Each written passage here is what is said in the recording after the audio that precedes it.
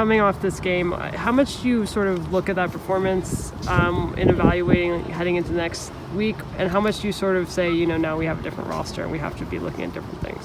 I think we scrutinise and critique and praise, just like we did the week before when we had won against Orlando. I think the same process is in place.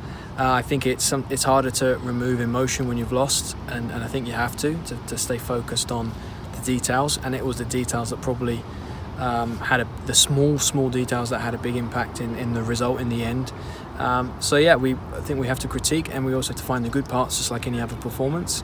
As well as doing that and analysing the game, it's a bit more unique in moving into a game where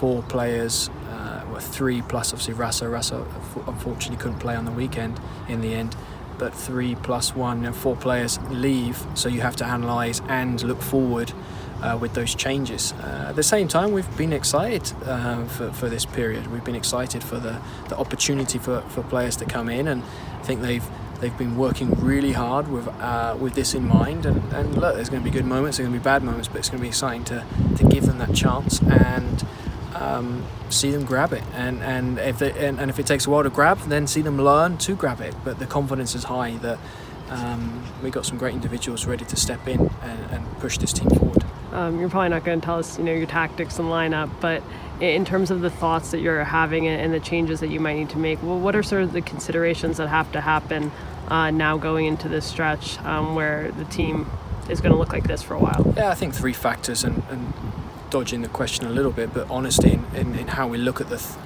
how we look at preparation. Previous years I've been focused on 2, which is what's our principles and what we're about, what's our principles, and what's the opposition and where we can either hurt them and take advantage or slow them down. So there's 2 parts. But the third thing that sometimes I forget in previous years, we have to build around the qualities of our players and the personalities of our players on the pitch, and it's something that I think we've thrived off in trying to bring out the best in individuals and in developing those individuals and building off their strengths. So those 3 things will come into play. Our principles won't change.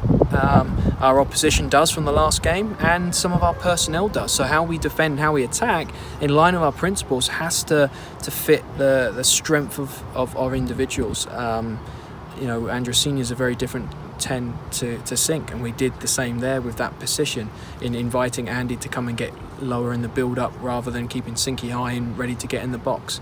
We'll have a new 10 in this game, and how we build around that player, that individual strengths will be important like it has been before.